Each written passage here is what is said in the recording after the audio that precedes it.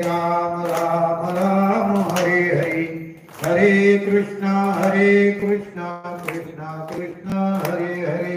हरे राम राम राम हरे हरे, हरे कृष्णा कृष्णा कृष्णा हरे हरे।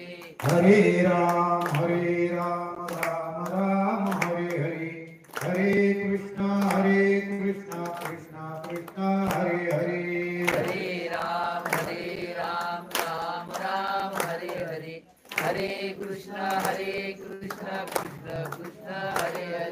हरे राम राम राम हरे हरे, हरे कृष्णा कृष्णा कृष्णा हरे हरे। हरे राम राम राम हरे हरे, हरे कृष्णा कृष्णा कृष्णा हरे हरे। हरे राम राम राम हरे हरे, हरे कृष्णा कृष्णा कृष्णा हरे हरे। हरे राम राम हरे हरे, हरे कृष्णा कृष्णा हरे हरे। पुंडरीक वरदहरि विठ्ठल, श्री ज्ञानदेव तुकाराम, पंढरीनाथ भगवान की जय, माऊली ज्ञानेश्वर महाराज की जय, जगद्गुरु गंगागिरी महाराज की जय, सद्गुरु नारायण गिरी महाराज की जय, अडभंगनाथ भगवान की जय।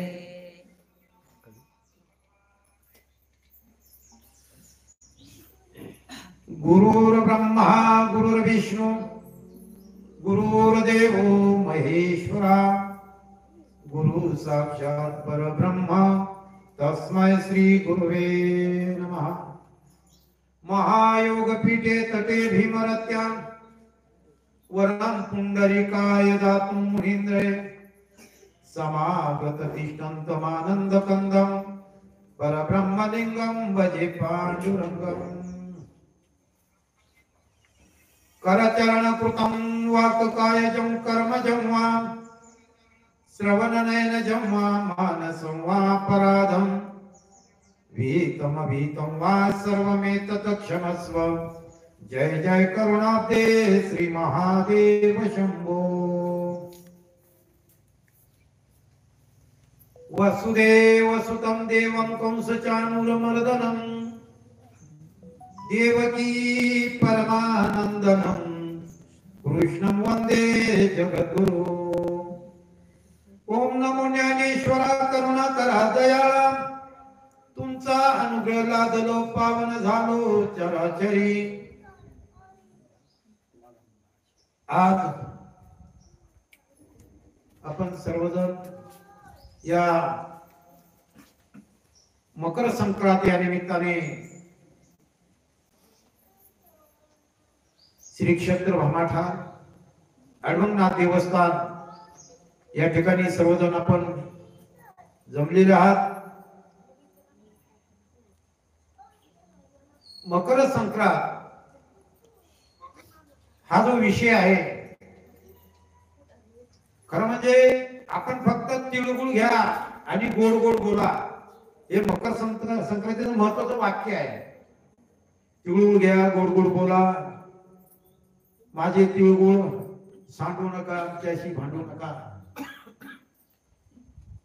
ही तिळगुळामध्ये जी गोडी आहे, खरं म्हणजे आजच्या दिवशी पाठीमागं आपण एकूण काय वर्तन घडलेलं असेल, काही चुका घडलेल्या असतील, काय वादविवाद झालेले असतील, ते सगळे विसरून वैरी जरी असेल ना, ते वैऱ्यालाही तिळगुळ द्यावं, गोड गोड बोलण्याचं महत्व आपल्यापासून चालू करावं, अशा पद्धतीचा हा एक उत्सव आहे। आणि या दिवशी स्त्रियांचा एक महत्वाचा सण हा वाण देण्याचा कार्यक्रम असतो।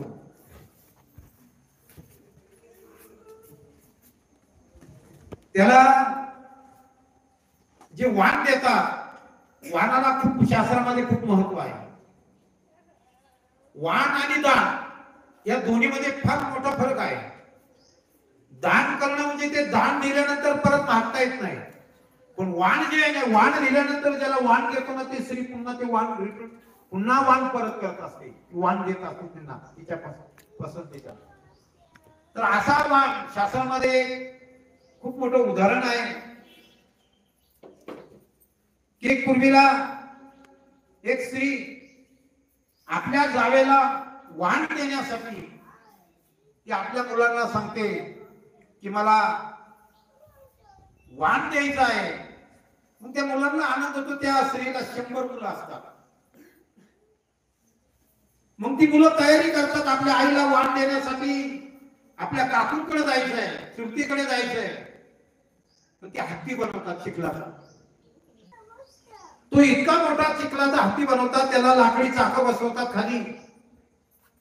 त्या आईला त्या हत्तीवर बसवतात आणि लाकडी चाका असल्यामुळं ती लोटत लोटत आपल्या चुलतीच्या दरवाजापर्यंत जातात, घरी जातात वाण देण्याकरता. ती चुलती घरामध्ये असते, ती बाहेर येते. आपली जाऊबाई चिखलाच्या हत्तीवर बसून आलेली आहे आपल्याला वाण देण्याकरता. ती दुसरी तिसरी कोणी नसून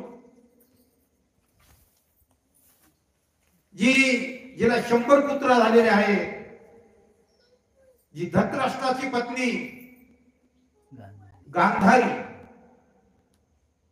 ही गांधारी चिखलाच्या हत्तीवर बसून ज्या वेळेला आपली जाऊबाई कुंतीला वाण देण्याकरता जाते, ते वाण घेतल्यानंतर कुंती माता सुद्धा विचार करते की वाण आपल्याला परत करायचं आहे. पण हे वाण द्यायच्या वेळेला ती विनंती करू लागली. आपली जाऊबाईंना वाण दिल्यानंतर कुंती एकांतामध्ये विचार करते, मला वाण द्यायचं आहे, माझे पती आजारी आहेत.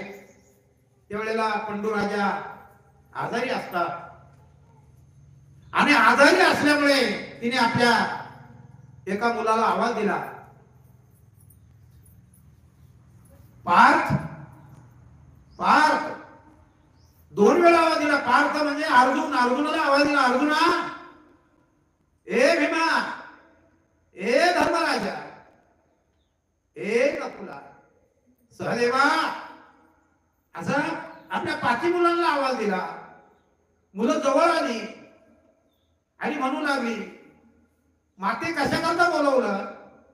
ती म्हणू लागली, हे बघ पार्था, भीमा, धर्मराजा, अरे मला वाण द्यायचं आहे, पण एक अडचण आहे. तू एक काम करतो का? द्वारकेला जा आणि कृष्णाला बोलावून आण. आणि म्हणून कृष्णाला आमंत्रित केलं जातं. कृष्ण ज्या वेळेला येतो, कुंती मातेजवळ बसतो. कुंती माता ही कृष्णाची आती आहे, अर्जुन ही घेऊनी आहे. कुंती मातेजवळ बसल्यानंतर पुन्हा उठतो. पंडूराजा ज्या ठिकाणी झोपलेला असतो, आजारी आहे, पंडूराजाच्या पायथ्याला जाऊन कृष्ण बसतात.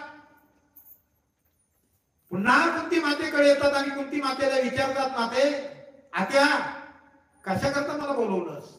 मग त्यावेळेला ती सांगते, कृष्णा, तुला सगळं माहित आहे रे. हे बघ, मला गांधारी वाण देऊन गेलेली आहे, मला पुन्हा तिला वाण परत करायचं. पण वाण कधी करतो आपण परत? पुन्हा दुसऱ्या संक्रांतीला. या संक्रांतीला आपण वाण घेतो, पण त्या दुसऱ्या संक्रांतीला त्याला वाण द्यायचं असतं. आणि ती म्हणू लागली, हे बघ पंडूराजा आजारी आहे, इतके आजारी आहे, पुढल्या संक्रांतीला मला वाण देण्याकरता माझ्या कपाळावरलं कुंकू हे असं जर राहिलं तर मी वाण देऊ शकेन. आणि म्हणून ती कृष्णाला म्हणते, कृष्णा, मी काय करू रे?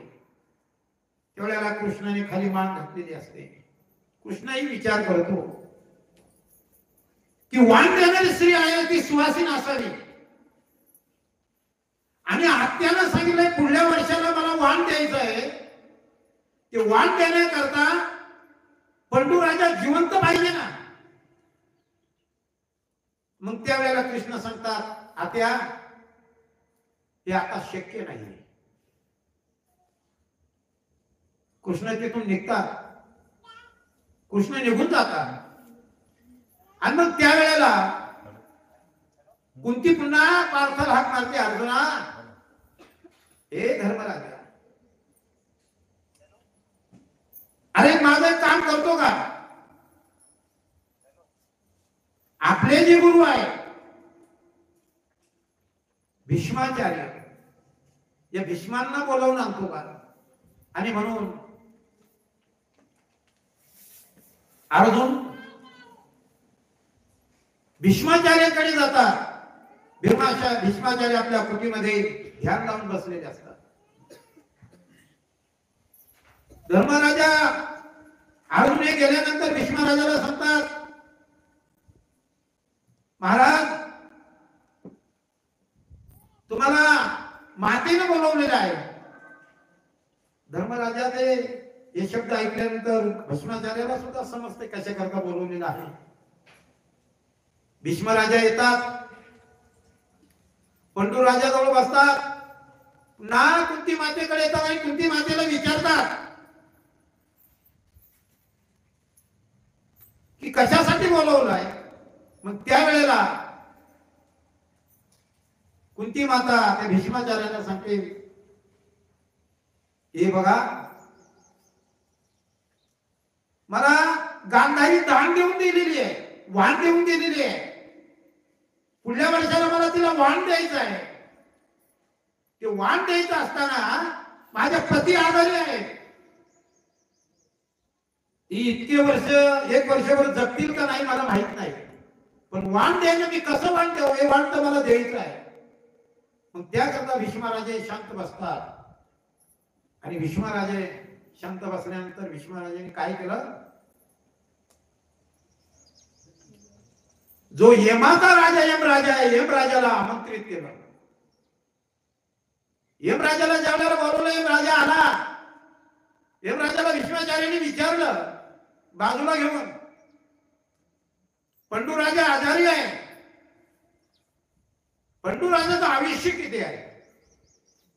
त्यावेळेला यमराजा सांगतात की भीष्माचार्य महाराज,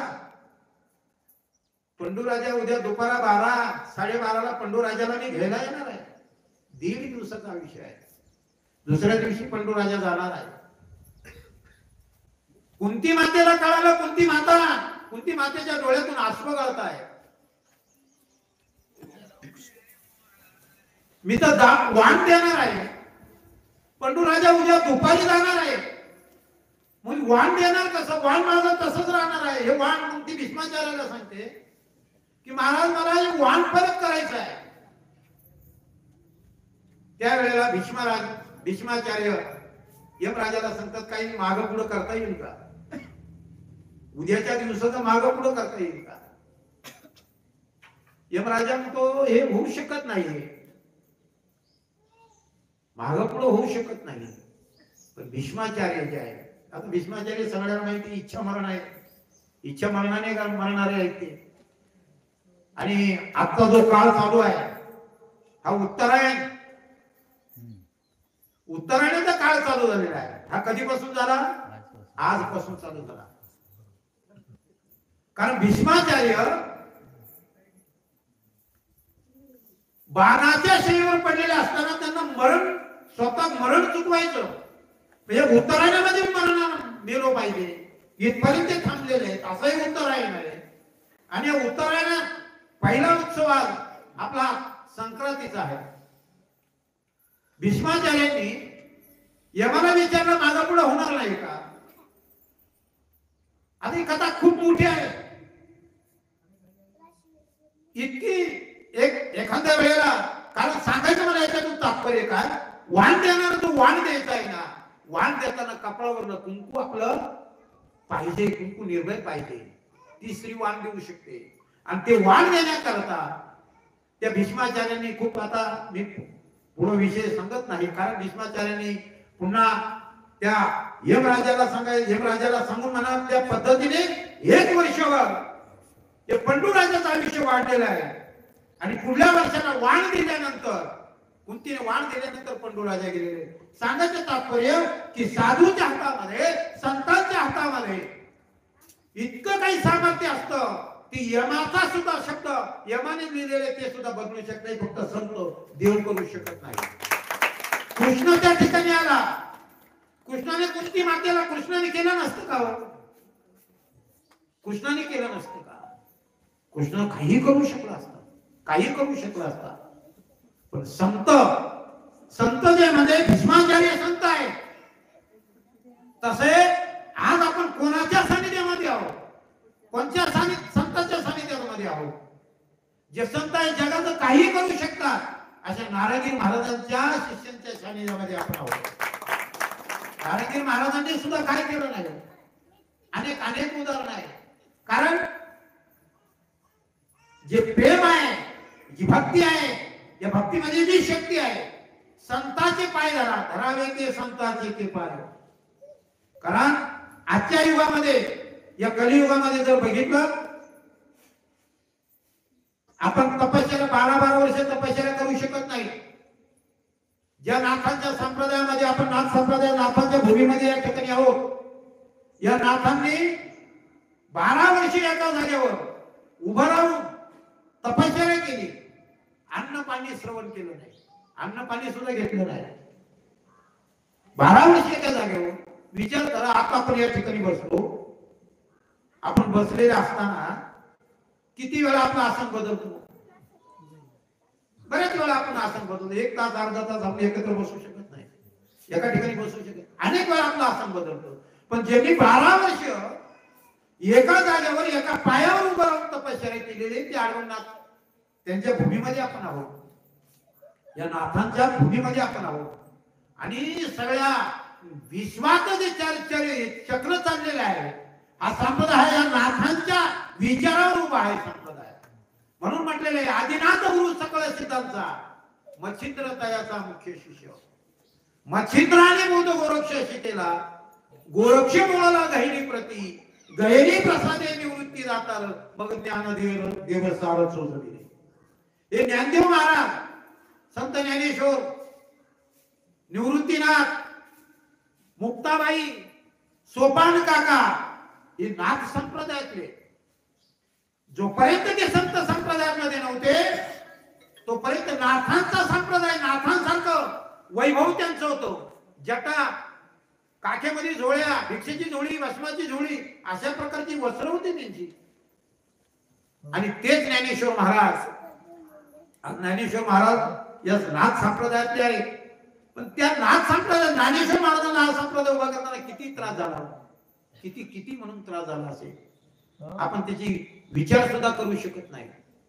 ज्या वेळेला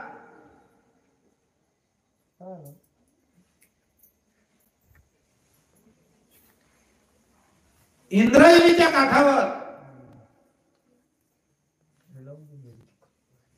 रुक्मिणी माता आपल्या या 4 मुलांना घेऊन या आळंदीमध्ये होते. सिद्धेश्वर बेट, या सिद्ध बेटावर एक दिवस ज्ञानेश्वर महाराज असे माधुकरी मागण्यासाठी ज्या वेळेला गावामध्ये जातात, आळंदीमध्ये भिक्षा मागण्यासाठी जातात, त्यावेळेला त्या ठिकाणी असणारे जे पंडित, रामेश्वर पंडित, रामेश्वर महाराज भट्ट, रामेश्वर भट्ट यांनी ज्ञानेश्वर महाराजांना बघितले झोळीमध्ये काय आहे. कारण ज्या वेळेला भिक्षा मागायला जातात, त्यावेळेला गावातील लोक दरवाजे लावून घेतात ज्ञानेश्वर महाराज जवळ आल्यानंतर. कारण संन्यासाची मुलं आहे, अगोदर संन्यास घेतला, नंतर प्रपंच सुरू केला, मुलं झाली, ही वाळी टाकलेली आहे. आणि त्यावेळेला ही माधुकरी मागायला जातात. संन्यासीच्या मुलांना कोणी भिक्षा देत नाही. ज्ञानेश्वर महाराजांना कोणी भिक्षा दिली नाही. 2-3 कुटुंबातून थोडेफार पीठ मिळालेलं होतं. ते पीठ घेऊन ज्यावेळेला सिद्ध बेटातून निघाले, त्या रामेश्वर भट्टांनी बघितलं. रामेश्वर भट्टांनी बघितल्यानंतर ते विचारलं, ए ज्ञाना, कुठे चालला, काय झोळीमध्ये? काय नाही काका, भिक्षा आहे, पीठ दिलेलं आहे, 2-3 घरचं घेऊन चाललो, इकडे ये. त्यावेळेला रामेश्वर हे भट्ट घोड्यावर होते, घोड्यावर. ज्ञानेश्वर महाराजांना जवळ बोलवलं. काय झोळीमध्ये? महाराजाने घोड्यावरून लात मारली होती माऊलीला. या रामेश्वर भट्टाने माऊली खाली पडले, जोडीतलं पीठ सांडलं. रामेश्वर घोड्यावरून खाली उतरला. काहीतरी विचार केला, सांडलेलं पीठ हा भरून घेऊन जाईल म्हणून त्या पीठावर आपल्या चपलाच्या पायास असं रगडवलं होती पीठ. त्या रामेश्वर भट्टाने ते पीठ तुडवलं, कारण हे भरून घेऊन जाऊ नये म्हणून. आणि बाजूला इंद्रायणीच्या काठावर काही ब्राह्मणांची मुलं खेळत होती. रामेश्वर भट्टाने आवाज दिला, हे मुलांना इकडे या. रामेश्वर भट्टाचा आवाज ऐकला, मुलं पळत पळत आली, हात जोडून उभा राहिली आणि त्यांना सांगितलं, तुम्ही बघता काय, मारायला संन्यासाचं कार्ड आहे, गावामध्ये भिक्षा मागतोय. इंद्रायणी बाटवली. आणि या मुलांनी मागचा पुढचा विचार नाही केला. रामेश्वर भट्टाने सांगितल्याप्रमाणे ज्ञानेश्वर महाराजांना मारू लागले. मारत असताना त्या ठिकाणी असणारा गाळ, या गाळामध्ये या ज्ञानेश्वर महाराजांना लोळून घेतो. ज्ञानेश्वर महाराज सगळं गाळाने भरलेला आहे. तसे ज्ञानेश्वर महाराज उठले, रडत रडत रडत रडत सिद्ध बेटावर गेले. आई म्हणून हाक मारली, आई. त्यावेळेला ज्ञानेश्वर महाराजांची आई रुक्मिणी माता आतमध्ये स्वयंपाक करत असे. तिने ज्ञानेश्वरांचा आवाज ऐकला, पळत पळत बाहेर आली. बघते त्या ज्ञानेश्वर महाराज हे गाळानं भरलेलं आहे. जवळ गेली, जवळ घेतलं, मिठी मारली आणि काय झालं तुला, कोणी पुढे पडलं का, पाय घसरला का, इंद्रायणीत पडला का तू? तो नाही आई, नाही आई. अरे मग काय काय झालं, कुठं पडला, किती लागलंय तुला? तेवढ्या तो म्हणू लागला, आई त्या रामेश्वर भट्टाने मारलं का मला, त्या मुलांनी मारलं का मला, 4 घरचं पीठ मारून आणलं, सांडवलं, तुडवलं का तिने पायाने. त्या आईने त्या आपल्या ज्ञानाला आपल्या कमरेभोवती गुंडाळलं, असं मिठी मारली. काही नाही नाना, ग सांग. हो काही नाही, चल घरात नेलं. ज्ञानेश्वर महाराजांना धुवून काढलं, पुसून काढलं. त्यावेळेला घरामध्ये काय असं त्या 4 भावनांना जेवू घातलं, रात्रीचे झोपलेले आहे. आणि मग ती विठ्ठल पंतकारी आली. ज्ञानेश्वर महाराजांचे वडील विठ्ठल पंत. ती रुक्माई त्यांच्याकडे आली, हवा ऐकलं का, काहीतरी करा, काहीतरी प्रयत्न करा, अहो माझ्या मुलाला या संकटातून सोडवा. कारण रामेश्वर भट्टांनी लई मारलं ज्ञानाला, आपण गेल्यानंतर या मुलांचं कसं होणार, काहीतरी प्रयत्न करा. मग त्यावेळेला विठ्ठल पंत रुक्मिणी मातेला सांगतात, हे बघ मी उद्या पैठणला जातो, पैठणला जाऊन पैठणच्या पंडिताकडे न्याय मागतो. अशी रुक्मिणी मातेची समजूत घातली. आणि समजूत घातल्यानंतर दुसऱ्या दिवशी हे विठ्ठल पंत पैठणच्या पंडिताकडे, धर्मपीठाकडे न्याय मागण्यासाठी जात आहे. मजल दर मजल करत पायी मुका किती दिवस लागते आपण पैठणला यायला. कुठे आळंदी, कुठे पैठण. या पैठणला येण्यासाठी निघाले. मजल दर मुक्काम करत पैठणमध्ये आलेले आहे. पैठणमध्ये आल्यानंतर जे धर्मपंडित होते, या शास्त्र पंडित धर्मपंडिताकडे न्याय मागण्यासाठी गेले. आणि त्या ठिकाणी त्या धर्मपंडितांची अशी आपण बसलो, अशी सभा बसलेली आहे. धर्मपंडित सिंहासनावर बसलेले आहे. काही पंडित असे खाली बसलेले आहे. विठ्ठल पंत समोर हात जोडून उभे आहे. डोळ्यापुढे चित्र उभं करा. आपण जसं बसलो असे पंडित बसलेले आहे. एका बाजूला ज्ञानेश्वर महाराजांचे वडील विठ्ठल पंत हात जोडून उभे आहे. आणि सगळे धर्मपंडित त्या विठ्ठल पंताकडे बघताय. आणि त्या पंडितांनी विचारलं, कोण आहे? त्यांनी सांगितले, हे आळंदीचे सिद्ध बेटातले विठ्ठल पंत आहे. कशा करता आलात? आळंदीहून तुमच्याकडे काहीतरी न्याय मागणं करते आले. आणि मग ते आणलेलं पत्र विठ्ठल पंताने त्या धर्मपंडिताकडे दिलं. पंडिताने पत्र वाचलं. त्या पत्रामध्ये लिहिलेलं होतं, की मी विठ्ठल पंडित कुलकर्णी राहणार आळंदी सिद्धबेट, माझी पत्नी रुक्मिणी, लग्न झाल्यानंतर मी संन्यास घेतला होता. संन्यासानंतर गुरुच्या कृपेने, गुरुच्या आशीर्वादाने पुन्हा मी संसारामध्ये आलो. 4 मुलं झाली, 3 मुलं 1 मुलगी आहे. त्या अर्घामध्ये लिहिलेलो. पण मला आळंदीचे धर्मपंडितांनी वाळीमध्ये टाकलेले. आम्हाला गावामध्ये भिक्षा कोणी देत नाही, पण आमच्या मुलांना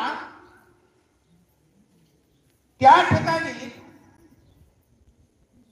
भिक्षा मागण्याची परवानगी मिळाली. याच्याकरता मी तुमच्याकडे न्याय मागण्याकरता आलेला. त्या धर्मपंडिताने ज्या वेळेला तो अर्ज वाचला, इकडे तिकडे बघितलं, 3 वेळा विठ्ठल पंताकडे खालीवर बघितलं आणि सांगितलं, हे बघ, तुला एकच न्याय आहे, तुला एक सांगतो, ते मान्य होईल का? आणि ते जर केलं तर तुझ्या मुलांना न्याय मिळेल. आणि म्हणून त्या विठ्ठल पंताला सांगण्यात आलं, हे बघ, तुला देहांत प्रायश्चित्ताची शिक्षा घ्यावी लागेल. देहांत प्रायश्चित म्हणजे काही आठ्या धरणार आघात उठ भाषा काढणं हे नाहीये. माता मावल्यांना देहांत प्रायश्चित म्हणजे आत्महत्या. हे जग सोडून जायचं आहे. देहांत प्रायश्चित्ताची शिक्षा बस. फरमान झाल्यानंतर विठ्ठल पंत उभे असल्या असल्या जागेवर त्याचा थरकाप झाला. पायाखालची जमीन सरकती की काय, मी पडतो की काय, त्यांना वाटू लागलं. मनामध्ये सारखा विचार आला, निवृत्ती, सोपान, ज्ञाना, मुक्ता ही मुलांच्या नजरेपुढे आली. मला देहांत प्रायश्चित, देहांत प्रायश्चित जर माझ्या मुलांना जर चांगलं दाना मिळत, चांगलं वर्तन मिळत असेल तर तेही घ्यायला मी तयार आहे. मग देहांत प्रायश्चित्ताच्या शिक्षेच्या प्रमाणेचा अर्ज घेतला. तिथून विठ्ठल पंत पुन्हा आळंदीकडे निघालेले आहे. मजल दर मजल करत आहे. पोटामध्ये अन्न नाहीये. काही दिवसांनी आळंदीमध्ये पोहोचताय. रुक्मिणी माता आपल्या पर्णकुटीमध्ये ज्या सिद्ध बेटावर आतमध्ये आहे, तिला कळाला विठ्ठल पंत आले. तांब्या भरून घेतला पाण्याचा, बाहेर आली, पाण्याचा तांब्या दिला. सांगितले, तुम्ही हात पाय धुवा, थकून आलेला आहात, घरामध्ये या, हात पाय धुवून घरामध्ये या, तुम्हाला जेवण देते. आणि त्यावेळेला थरथरच्या हाताने तो तांब्या घेतला, पण हात पाय धुतले नाही. रुक्मिणी माता आतमध्ये गेलेली, हात पाय धुतले नाही. थरथर हाताने तो तांब्या पडलेला असतो. आता या रुक्मिणीला मी काय सांगू असा विचार करत ते पर्णकुटीमध्ये जातात. आणि आतमध्ये गेल्यानंतर बसल्यानंतर माता विचारते, रुक्मिणी माता, काय सांगितलं धर्मपंडितांनी? आपल्याला न्याय दिला का? आपल्या मुलाला न्याय मिळाला का? त्यावेळेला विठ्ठल पंत सांगतात, रुक्मिणी, हो, आपल्याला न्याय दिला, आपल्या मुलाला न्याय मिळाला. आपल्या मुलांना आता या आळंदीमध्ये माधुकरी मागण्यासाठी कोणी अडवणार नाहीये, कोणीही अडवणार नाहीये. काय सांगितलं तुला सांगेन, पण आपल्या मुलांना आता अंधार पडत आलेला आहे. त्यांना जेवू घाल, त्यांना झोपव. ते झोपल्यानंतर तुला मी सांगेन. आणि मग त्या आनंदामध्ये त्या रुक्मिणी मातेने थोडाफार काय असेल तो स्वयंपाक केला. 4 मुलांना जेवू घातलं. झोपलेले आहेत. 5 वर्षाची मुक्ता आहे, 7 वर्षाचा सोपाना आहे, 9 वर्षाचा ज्ञान आहे आणि 12 वर्षाचा निवृत्ती आहे. 2-2 वर्षाचा फरक आहे यांच्यामध्ये. ही भावंड झोपलेली आहे. रुक्मिणी माता उठली, विठ्ठल पंताजवळ येऊन बसली आणि म्हणू लागली, काय सांगितलं धर्मपंडितांनी? त्यावेळेला ती म्हणते, रुक्मिणी, हे बघ, धर्मपंडितांनी जे सांगितलं ना ते तू ऐकून घेणार नाहीस, तुला त्रास होईल. तुम्ही सांगा काय सांगितलं ते मला सांगा. मग त्यावेळेला सांगता, धर्मपंडितांनी सांगितलंय की देहांत प्रायश्चित. देहांत प्रायश्चित ऐकल्यानंतर त्या रुक्मिणी मातेचा थरकाप झाला. 1-5 मिनिट एकदम शांत राहिली आणि ती म्हणू लागली, अहो या धर्मपंडितांनी आपल्याला अशी शिक्षा दिली, ध्यान तर पाहिजे. अहो ज्ञाना बारीक आहे, मुक्ता 5 वर्षाची आहे, कसं होईल माझ्या मुलांचं? ही कुणाकडे बघतील? उद्या जर मुक्ता झोपेतून उठली तर आई बाबा कुठे असं विचारतील. त्यावेळेला विठ्ठल पंत सांगतायत, रुक्मिणी हे बघ मी निश्चय केलाय, हे बघ मुक्ता आपली 5 वर्षाची आहे,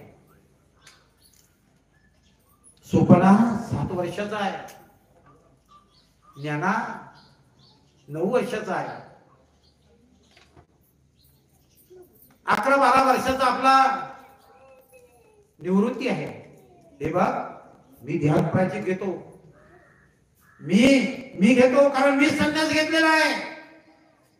माझ्यामुळं मुलांना कमी पण आहे, मी ध्यान प्राचित घेतो, पण तू मुलांचा सांभाळ कर. माझ्या मुक्तावर लक्ष दे.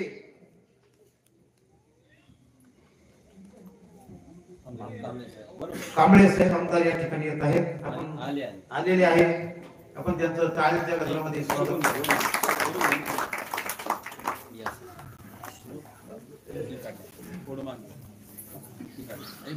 मी खाली बसतो, इकडे खुर्चीवर बसतो खाली.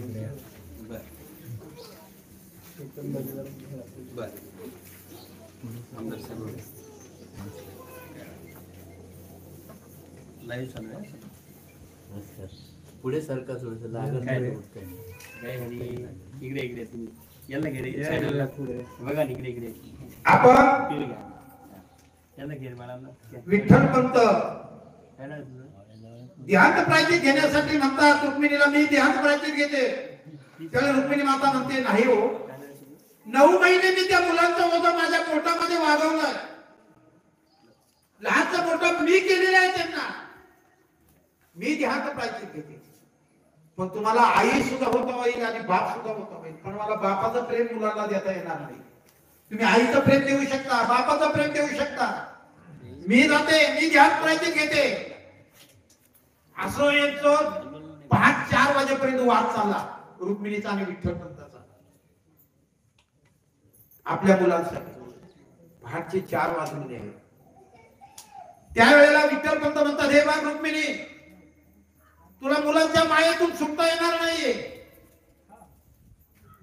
मी ध्यान प्रायचित घेतो.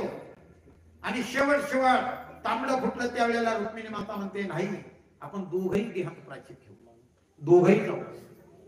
मग त्यावेळेला विठ्ठल पंत सांगतात, हे बघ आता दिवस उगवायची वेळ झालेली आहे, आपल्या मुलांना काही समजणार नाहीये, आज पोळ्याचा स्वयंपाक कर, चांगलं जेवण कर, आपल्या मुलांना जेवू घालू, सगळं काही व्यवस्थित करू आणि मग जाऊया. दुसरा दिवस उगवला. त्या दुःखामध्ये त्या मातेनं स्वयंपाक केला. 4ही भावंड जेवायला बसवलेले आहे, विठ्ठल पंत बसलेले आहे, रुक्मिणी मातेने ताट वाढून घेतलेले आहे. मुक्ताला एक घास जेवू घालावं, ज्ञानाला एक घास भरवावं, सोपानाला एक घास भरवावं, निवृत्तीला घास भरवावं. पण मनामध्ये विचार आहे, निवृत्ती, ज्ञाना, सोपाना, अरे मुक्ता मनामध्ये विचार करते, आज मी घास भरवते, पुन्हा ही आई तुम्हाला घास भरवायला नाहीये. त्यांच्या मनामध्ये हे विचार चालू आहे तिच्या. ती नानाला, ज्ञानाला, सोपानाला, निवृत्तीला, मुक्ताला जेवू घालते.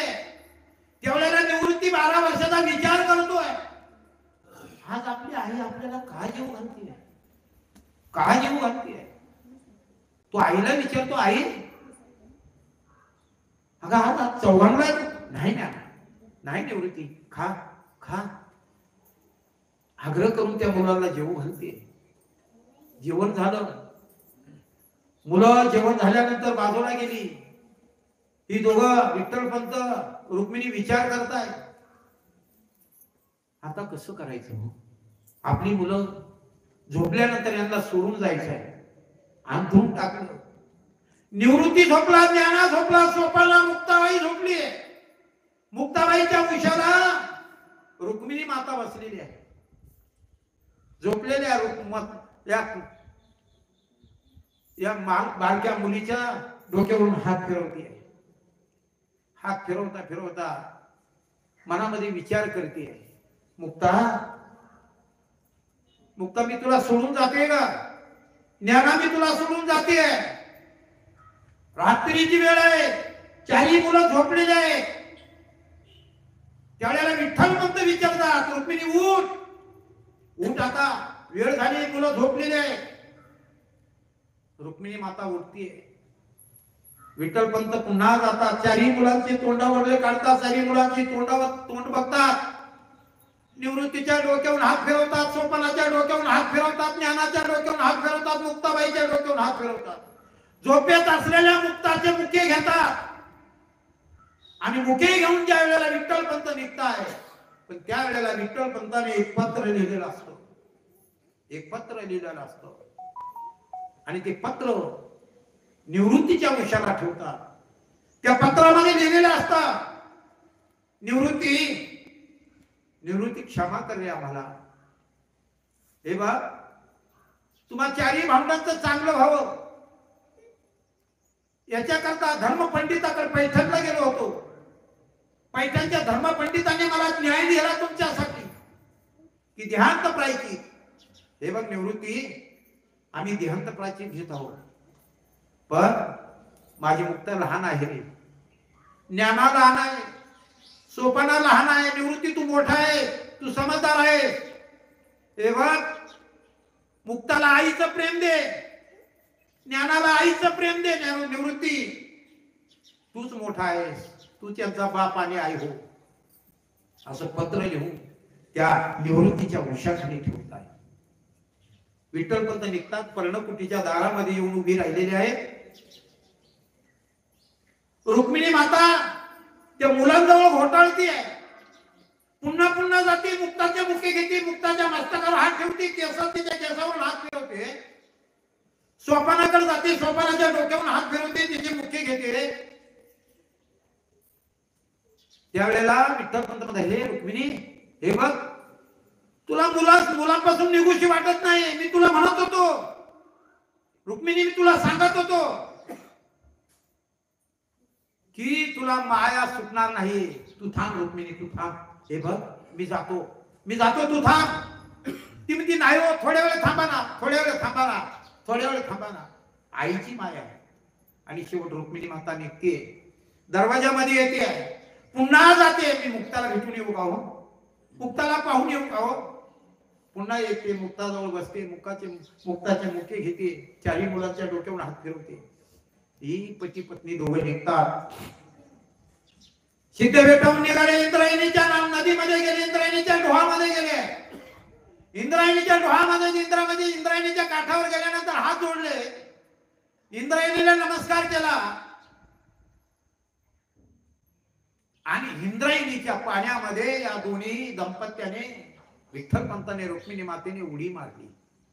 देहांत प्रायची. आपण आजच्या युगातले लोक विचार करत असतील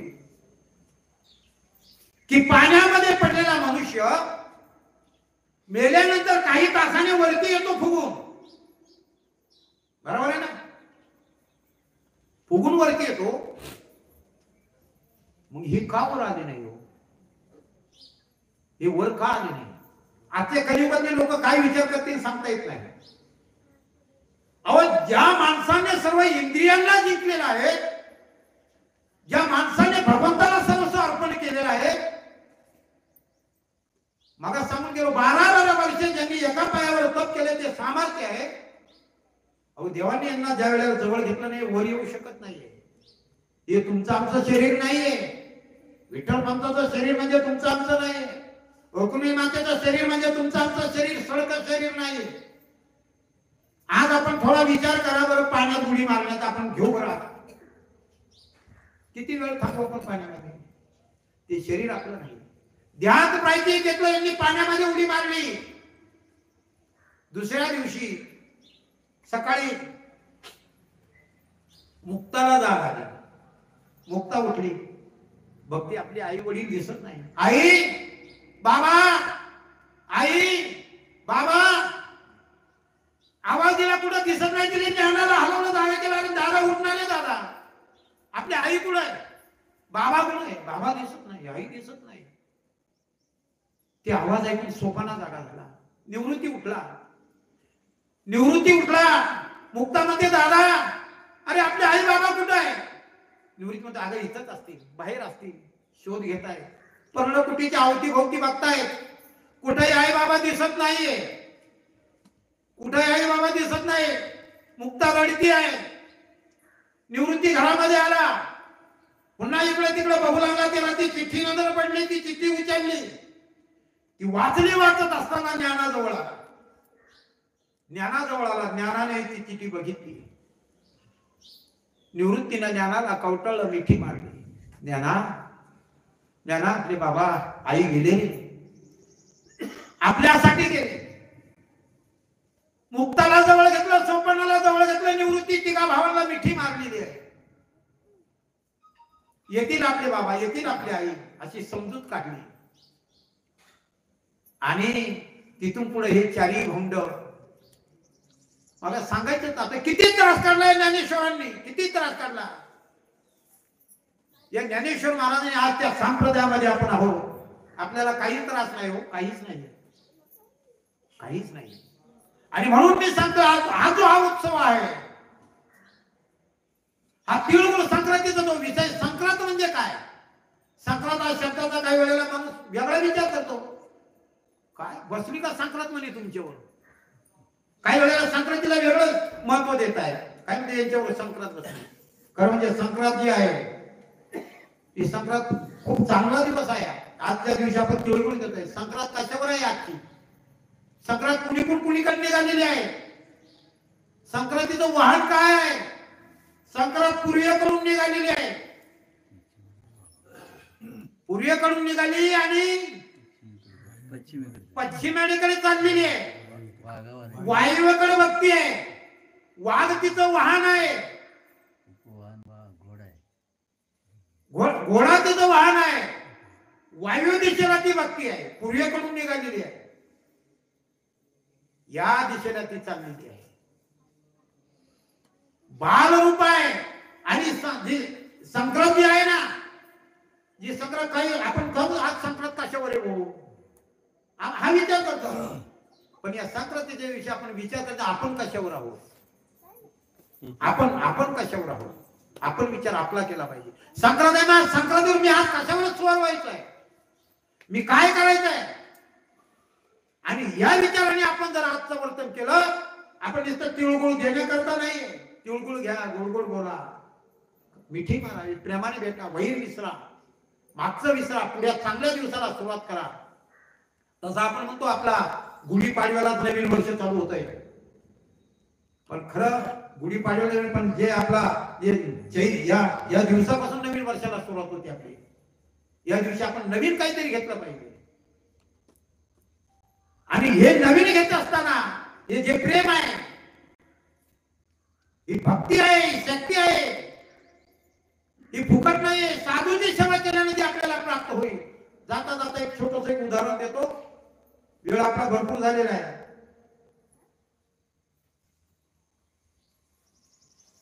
छोटस उदाहरण देतो बहीण भावाचं. एक बहीण भाऊ असतात आणि सत्य घडलेली घटना आहे, उदाहरण नाही, नगर जिल्ह्यातली घटना आहे. कोणाला आठवत असले तर आठवत. नगर जिल्ह्यामध्ये असा एक तालुका आहे. आमदार साहेब या तालुक्यामध्ये 200-300 एकर जमिनी आहेत लोकांना. आपल्या नगर जिल्ह्यामध्ये या तालुक्यामध्ये घडलेली घटना आहे. 300 एकर जमिनीवाला खूप श्रीमंत. आपल्या नगर जिल्ह्यातली घटना आहे. जवळच तालुका आहे. या तालुक्यातली घटना आहे. 300 एकर जमीन आहे. खूप उत्पन्न आहे. पैशावाला आहे. 2 त्याचे सागवानी लाकडाचे वाडे आहे. 100 खणाचे 2 वाडे सागवानी. आणि असा हा श्रीमंत मनुष्य गावामध्ये कोणाला कितीही अडचण आली का त्याच्याकडे आल्यानंतर त्याची अडचण सोडवायचा. त्या काळामध्ये 32 गरीब लोकांचे लग्न केलेले, गरीब मुलींचे लग्न केले. त्यांनी लग्न करून दिले, स्वतः कन्यादान केले. एखादा मनुष्याला बागायदार माझ्या मुलीचं लग्न आहे हो, जमलंय त्याचं पण काहीच नाही माझ्याजवळ. काय नाही, आपल्या दारामध्ये मांडव टाक, स्वतःच्या दारामध्ये मांडव टाकायचा, मुलीचं लग्न करायचं, कन्यादान करून द्यायचा. असा हा आपल्या नगर जिल्ह्यातला माणूस गर्भ श्रीमंत. त्याचा नगर जिल्ह्यामध्ये नाव, पण काय झालं, संगत लागली त्याला दुर्गुणाची. या संगतीमध्ये, कारण अशा माणसाला संगत, पैसा भरपूर, अनेक प्रकारची संगती, पण त्याच्यामध्ये काही संगतीला दुष्ट विचाराची लोक आली संगतीला. त्या संगतीला आल्यानंतर एक दिवस त्याला म्हटले, राम भाऊ, अमुक अमुक गावची जत्रा, आपल्याला जत्रेला जायचं आहे. राम भाऊचीच गाडी, राम भाऊचाच पैसा, राम भाऊच्या गाडीमध्ये बसून ते जत्रेला जातात. आणि जत्रेला गेल्यानंतर, त्या ठिकाणी गेल्यानंतर मदिरा पान करतात. त्यावेळेला हा घेत नाही, पण याला आग्रह करतात, याला ती मदिरा पाहतात, नाच गाण्याचे तमाशे पाहायला नेतात. आणि कधी नाही या बाजूला गेलेला मनुष्य हे बघितल्यानंतर त्याचा विचार बदलला गेले. दुसऱ्या दिवसापासून तो याच उद्योगामध्ये घुसला. हो, हे दररोज या धाग्यावर त्या धाग्यावर इतका पेथिंगला, इतका पिऊ लागला. 300 एकराची जमीन पेत असताना एक दिवस यांनी त्याला या जोडीदारांनी जुगारावर नेलो. जुगाराच्या डावामध्ये बसला. जुगार खेळत असताना पैसा धन म्हणजे त्याच्या अंगावर अलंकार, लाकीट, अंगठ्या वगैरे, पैसा पाणी भरपूर असायचा. पण या मित्रांनी विचार केला, याला काय कमी आहे, आपल्यामध्ये आता आपल्या डावामध्ये सापडलाय, याला आपल्याला हरवायचं आहे. असं म्हणून जुगारीमध्ये त्याला बसवल्या गेले आणि जुगारीच्या डावामध्ये त्याला जिंकत चाललेले आहे. दिवस उगवला, रात्रभर जुगार खेळताय. दिवस उगवला, याच्याकडे पैसे संपले, अंगठ्या संपल्या, काय लातेट झालं, सगळं गेलं, काही त्याच्याजवळ राहिलं नाही सकाळी. आणि काही न राहिल्यामुळे तो म्हणू लागला, नाही अजून एक डाव खेळायचा. त्यावेळेला ते जोडीदार म्हणतात, ए भिकारड्या, तुझ्याजवळ काय आहे, आता काय आहे तुझ्याकडे? तुझ्याकडे काहीच नाहीये, ओढ. अरे जो उठ म्हटला, त्याला अनेक वेळेला मदत केलेली असते. हा विचार करतो, अरे मी तुला किती मदत केलेली आहे, बाकीचं माहिती नाही, तुझ्या खिशात काय आहे, तुला खेळायचं असेल तर इथं टाक, पैसे टाक. तो विचार करू थांब बसला, माझ्याकडे 300 एकर जमीन आहे, 1 एकर जमीन बसलो मी, 1 एकर जमीन डावावर बसला. तो डाव हरला, 10 एकर गेली, 20 गेली, 30 गेली. असं करता करता 300 एकर जमीन गेली. आमदार त्याची 300 एकर जमीन भिकारी झाला, काहीच राहिलं नाही. वाडे गेले, वाडे 2 वाडे बसला जुगारीवर. त्याच रात्रीला वाडे जिंकले त्या लोकांनी. ज्या वेळेला पांडव प्रतापामध्ये आपण ऐकतो, धर्मराजाने जुगारीमध्ये सगळं सर्वस्व गेलं आणि शेवट आपली पांचाली जुगारीमध्ये घालवली. तीच घटना या नगर जिल्ह्यामध्ये घडलेली आहे. यांनी वाडे दिले. दुसऱ्या दिवशी सकाळी घरी आला, काहीच नाहीये जवळ. आणि ज्या वेळेला ती ज्यांनी जमीन जिंकली ती लोक आले, जमीन ताब्यामध्ये घेतली, वाडे ताब्यामध्ये घेतले आणि यांनी दुसऱ्या दिवशी आत्महत्या केली. या माणसाने आत्महत्या केली. याला एक मुलगी, एक मुलगा. पत्नी रडू लागली, मुलांना जवळ घेऊन रडू लागली. आता काय करायचं, वाड्या गेले, जमीन गेली, मुलांना काय घालू. दुसऱ्या दिवशी ती मुलगी आई जवळ आली आणि रडू लागली, आई माझ्या पोटामध्ये दुखतंय ग. म्हणजे भूक लागली, तिला सांगता येत नाही, पोटामध्ये दुखतंय. मुलगा 7 वर्षाचा तो रडतो, आई मला भूक लागली आहे. तिने विचार केला, बाबा घरामध्ये काही नाहीये, काही नाहीये. मग ती एका दुकानामध्ये गेली. तिला आठवलं, अमुक अमुक दुकानदार, माझ्या नवऱ्याने त्याला दुकानदारी उभी करण्याकरता पैसे दिले होते, त्याला मदत करून दुकानदारी उभी केलेली, मोठा धंदा चाललेला आहे. त्याच्या दुकानापुढे जाऊन ती उभी राहते आणि म्हणतो लागले, दादा अरे माझ्या मुलांना काहीच नाही रे खायला, थोडं किराणा देतो का. तो म्हणू लागला, तुझा माझ्या दुकानापुढे उभी राहू नको, तुझ्या नवऱ्याकडे माझी बाकी आहे तीच दिली नाही, तो मरून गेला. सांगायचं तात्पर्य काय, का अशी परिस्थिती माणसामध्ये निर्माण होते.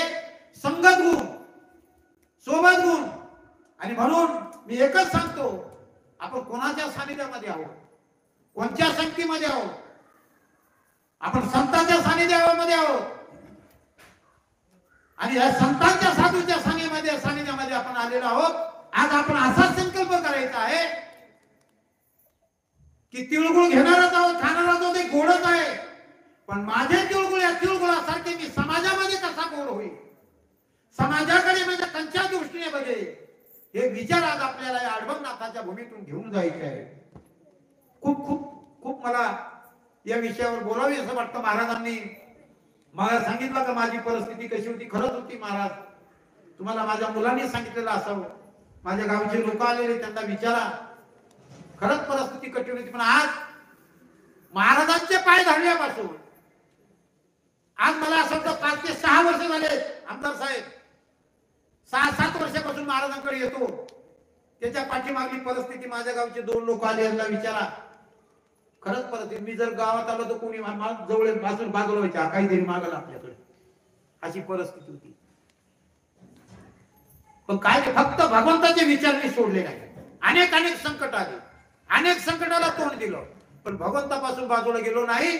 आणि या ठिकाणी ज्या वेळेला आम्ही आलो, नाथांचे पाय धरले. खरं म्हणजे मी 40 वर्ष ज्ञानेश्वरी वाचली, आपले नाथपोथी वाचतोय मी. नवनाथांची पोथी मुखपाठ झालेली माझी, 40 वर्ष वाचतोय. हे भाऊ सांगतील 40 वर्षे. श्रावण महिन्यामध्ये मी 8-9 ठिकाणी पोथी वाचतो. कोणाच्या घरी जेवत नाही, पाणी पित नाही, घरी जेवायला येतो मी. पहाटे 2 वाजायचे मला जेवायला यायला, पण कोणाच्या घरचं अन्न घेतलं नाही. नाथ नवनाथांची पोथी वाचतोय. त्याचं फळ मला इतकं मिळालं आमदार साहेब. 4 मुली, 1 मुलगा आहे, ग्रॅज्युएट मुली झालेल्या आहेत. मुलींच्या शिक्षणासाठी जमीन विकली मी. मुलगा कामाला लागल्यानंतर त्यांनी जमीन सोडवली, जमीन परत विकत घेतली. मुली ग्रॅज्युएट झालेल्या 4 ठिकाणी सगळे सर्व्हिसला आहेत. मुलाच्या कांबळे साहेब, माझ्या मुलाच्या पुण्यामध्ये कंपन्या आहेत, 3 कंपन्या आहेत. महाराजांनी जाऊन कंपनीचं उद्घाटन केलं, कंपनीमध्ये महाराज जाऊन आलेले आहेत. महाराजांचे पाय धरल्यापासून अजून पाठीमागे वळून बघितलं नाही मी. पुढे चालत राहिलेले चालत असताना जे भगवंतानं दिलेलं आहे ना, त्याच्यातला 10% भाग हा भगवंताचा आहे. हा बाहेर काढत आलेला आहे, हा बाहेर काढत आलेला आहे आणि देत आलेला आहे. माझा मुलगा आज माझ्यापेक्षाही पुढे आहे, माझ्यापेक्षाही पुढे आहे. महाराजांनी मग सांगितलं, महाराज एवढंच नाही, महाराज तुम्ही तेवढंच बघितलं. आश्रम शाळेला अनेक गोरगरीब विद्यार्थ्यांना माझा मुलगा लाख रुपये दान करतोय, अनेक ठिकाणी दान करतोय. एक दिवस माझ्याजवळ बसले असताना मला सांगितलं, नाना मी या शाळेत शिकलो, मला शाळेसाठी काहीतरी द्यायचं आहे. म्हटलं भाऊ काय देणार आहे? आता मला वाटलं देईल 1,000 लाख रुपये, काय हरकत नाही, दे. तो नाही, मला काहीतरी बांधून द्यायचं आहे. म्हणलं भाऊ, अरे एवढी मोठी इमारत बांधायची 10-12 लाख रुपये घालणार आहेस, पण ते जर 10 ठिकाणी जर दिले. तो नाही ना. इथून मला जे विचार मिळाले, मी ज्या मला खायला मिळत नव्हतं, मी आज ज्याच्यावर उभा, त्या विचारावर उभा आहे. या ठिकाणी गरीब मुलं आहेत, त्यांना शिक्षणासाठी पुस्तकं नाहीये, कपडे नसतील, वाचनाची व्यवस्था नसेल, मग त्यांच्याकरता मी या ठिकाणी मला ती पुस्तक उत्पन्न करून द्यायचे. आज साहेब त्या ठिकाणी 4-4, 5-5 हजार रुपये किमतीचे पुस्तक आणून दिलेली आहे. एक मोठी इमारत बांधून दिली 50 बाय 25 ची. महाराजांच्या हस्ते 9 तारखेला उद्घाटन केलंय तिचं. वाचनालय म्हणून आम्ही जिवंत आहोत. आई वडील, माझ्या मुलाचे आम्ही आई वडील जिवंत आहोत. मेल्यानंतर आई वडिलांचं नाव देतात लोक. आमच्या आईच्या नावाने आणि आमच्या नावाने त्या ठिकाणी वाचनालय निर्माण करून दिलेले. वाचनालय आज संगमनेर तालुक्यामध्ये कुठेही अशा प्रकारचं वाचनालय तालुक्यात नाही महाराज, तालुक्यात नाही. एअर कंडिशन, त्याला दुसरं काहीतरी शब्द आहे, वातानुकूलित. ज्याला एमपीएससी काय पुढलं कोणतं शिक्षण घ्यायचं असेल त्यांनी त्या ठिकाणी जाऊन अभ्यास करा. मोफत वाचनालय, मोफत. अजून त्याला खूप काही करायची इच्छा आहे माझ्या मुलाला. त्याला सांगितलेलं, भाऊ जेवढं मिळतंय ते तुझं नाहीये, तू केलेलं जे काय चांगलं काम आहे ते काम करत असताना फक्त एक कर, कुणाचं बोट आपल्याकडे असं आलं नाही पाहिजे, असं आलं नाही पाहिजे, कोणी म्हटलं नाही पाहिजे. आज सुद्धा साहेब ते बांधून दिलंय, तुम्ही उद्घाटन करून आलात, पण काही लोक चर्चा करतात महाराज, ज्यांना काही वाईट चांगलं दिसत नाही ना, ज्यांनी कावीळ झालेली जी माणसं असतात ना, ते 2 नंबरचे पैसे आहे म्हणतात, 2 नंबरचे.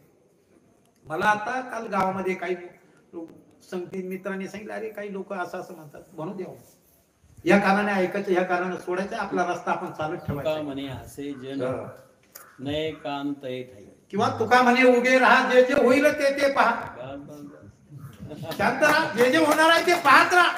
फक्त चांगलं काम करा, चांगलं काम करा, भगवंताचं काम करा. भगवंत कधी कमी पडून देणार नाही. भगवंतानं सांगितलेलं आहे, तू माझ्याकडे ये, 1 पाऊल पुढे टाक, 10 पाऊल भगवंत आपल्याही पुढे आहे. आणि ते करत आलोय महाराज आजपर्यंत. त्याचं फळ मला प्राप्त झालेलं आहे. एवढंच नाही, मी भगवंताच्या जवळ सानिध्यामध्ये बसतोय. याचं कारण माझं पूर्वपुण्यचं काही पुण्य असेल, पूर्वपुण्य असेल. आज महाराज कांबळे साहेब, तुम्ही यदाकथा संगमनेर तालुक्यात येणं झालं तर महाराजांना विचारा, मी तुम्हाला आयुष्य माझ्या वाचनाला भेट द्यायला, ते वाचनाला दान केलं मी, पण पुन्हा तिथं अधिकार ठेवला नाही, पुन्हा तिकडे ढुकून सुद्धा पाहणार नाही. त्या संस्थेला सांगितलं, उद्या तुमचा 26 जानेवारी 15 ऑगस्ट असेल, तुम्ही मानानं बोलाल, हो पारखे भाऊ आमच्या 15 ऑगस्टला येणार नाही. कारण मला काही त्याच्यातून मानपान घ्यायचा नाहीये, काहीच घ्यायचं नाहीये. माझं नाव नको, कुठं घेतलं नाही पाहिजे, यांनी असं दिलंय, मला नको आहे. त्याच्याकरता मी केलं नाही. मला फक्त मुलांसाठी, माझ्या गावातून काही मुलं उभी राहिली पाहिजे, अशा माझा मुलाचा ध्यास आहे. आणि त्या धरणाने तो करतो आहे. त्या निमित्ताने महाराजांनी आता 9 तारखेला उद्घाटन केलं. मी अन्नदान केलं. 700-800 मुलं आहेत, गावातले लोक आहेत, सगळ्याला इतके आनंदित चेहरे झालेले त्या मुलांचे. आज त्या ठिकाणी आमच्या इकडले आमदार, माझे आमदार, ते उद्घाटनाला त्या ठिकाणी डॉक्टर तांबे उद्घाटनाला आले होते. आणि त्यावेळेला त्यांनी ते बघितल्यानंतर माझा गौरव मीच करावा असं मला वाटत नाही. त्यांनी बघितले, माझ्या मुलाचे गुणगान तर केले, पण ते म्हटले याच्या पाठीमागं काहीतरी शक्ती असल्याशिवाय होऊ शकत नाही. आणि शक्ती महाराजांची शक्ती आहे, साधूंची शक्ती आहे, संतांची शक्ती आहे. आणि त्या विचाराने आपली मुलं घडवण्याचं काम हे आपल्यावर आहे. आणि सगळ्या पालकांना, आयांना, बाप वडिलांना माझी विनंती आहे, आपल्या मुलांवर चांगले संस्कार करा, चांगले विचार द्या, त्या संस्कारातून त्याने उभे करा. निवळ पैशाने शिक्षण उभं होत नाही, संस्कार पाहिजे, संस्कार महत्वाचे आहेत. आजही माझा मुलगा वाटणार नाही हा कंपनीचा मालक आहे, अजून जरी आला, गावात जरी आला तर वागतो, तो सर्वांपुढे वागतो. हे वागायचं शिकलं पाहिजे, नतमस्तक झाल्याचं शिकलं पाहिजे. वर त्याच्यावर त्यांनी एक वाक्य रचना लिहिलेली आहे, महाराज तुम्ही वाचली का नाही मला माहित नाही. जिथे जिथे पुस्तक तेथे व्हावे नतमस्तक, असं त्यांनी वर एक सुविचार लिहिलेला आहे. आणि त्या ठिकाणी ते असं वाचनालय दिलं, महाराजांच्या हस्ते उद्घाटन केलं. आणि याच विचाराने मीही भगवंताचं काम करत असताना आज या ठिकाणी मला महाराजांनी या चांगल्या दिवसाच्या वेळी मला बोलण्याची संधी प्राप्त करून दिली. आणि प्रवचन रूपी सेवा मी या ठिकाणी केलेली आहे. माझ्याकडून काही चुकलं असेल, ते भावनेच्या भरामध्ये काही शब्द गेले असतील, ते माझ्या बुद्धीचे दोष समजावून आपला भाऊ, आपला मुलगा, आपला भाऊ म्हणून कोणी माफ करा. आणि जे बरोबर असेल ते संतांचे विचार, दादांचे विचार म्हणून समजून घ्या, आत्मसात करा. जय हरी, जय हरी, जय हरी. सुंदरी कवरधारी विठ्ठल श्री ज्ञानदेव तुकाराम पंढरीनाथ भगवान की जय. माऊली ज्ञानेश्वर महाराज की जय. गुरुदेव दत्त गंगागिरी महाराज की जय. सद्गुरु नारायण गिरी महाराज की जय. अरवन्नाथ भगवान की जय.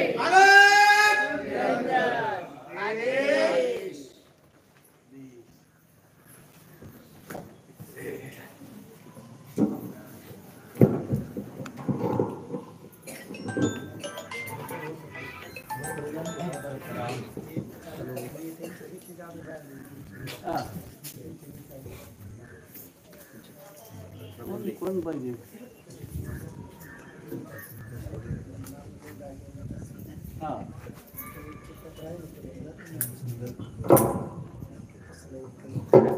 इकडे आलेले आपल्या गाडगुंडा देवस्थान कोणी आणलं?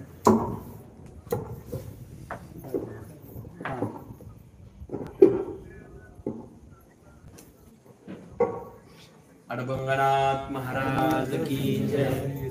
सद्गुरु नारायण गिरी महाराज की जय. गोपाल कृष्ण भगवान की जय. आज आपल्या सर्वांना सर्वप्रथम मकर संक्रांतीच्या हार्दिक शुभेच्छा. आपण सर्वजण अरबंगनाथाच्या पवित्र भूमीमध्ये आहात.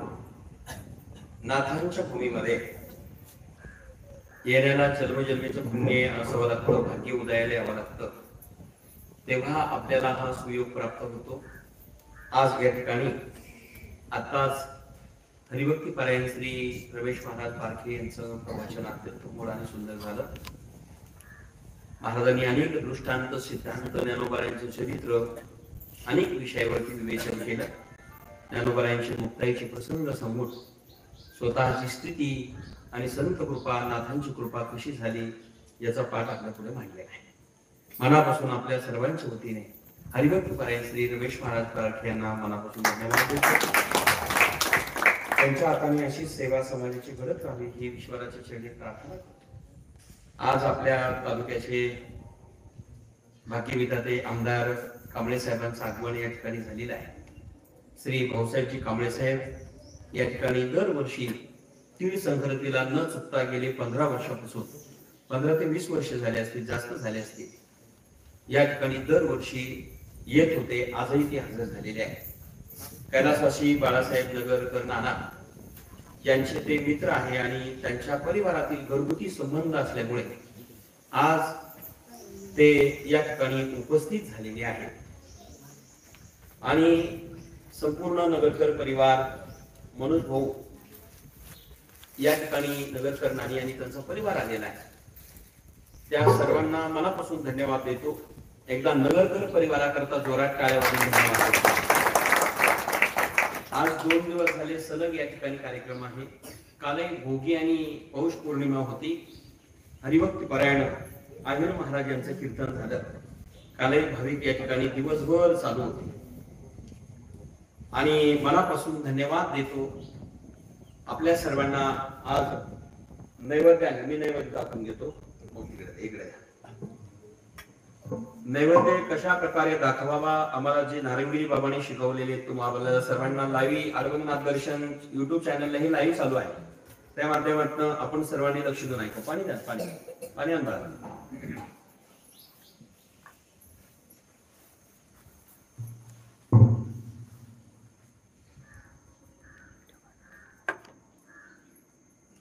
याच्यामध्ये संध्याची पळी असावी. संध्याच्या पळीने पहिल्यांदा 3 वेळेस खाली पाणी टाकावं. त्यावरती प्रसाद जो असतो तो ते पात्र ठेवावं आणि पुन्हा 3 वेळेला पाणी फिरवून नैवेद्याभोवती पाणी ठेवावं. हे मंत्र असतात गुरुने शिकवलेले, ते मंत्र म्हणावे. हे जे हात आहे, खाली बसा. हात आहे, हे जे हात आहे, हे जे बोट आहेत, लक्ष द्या इकडे सर्वजण. आपल्या डाव्या हाताचा अंगठा असा असावा, हे जे मधले बोट असे असावे, करंगळी आणि हे बोट उंच असावे. आणि मग ते इथे नाकाच्या वरती लावून जी काही शक्ती आहे गुरुने दिलेली असणारी विद्या असे धरून या बोटाने ते मंत्र म्हणून कृष्णार्पण कृष्णार्पण देवाला करावा.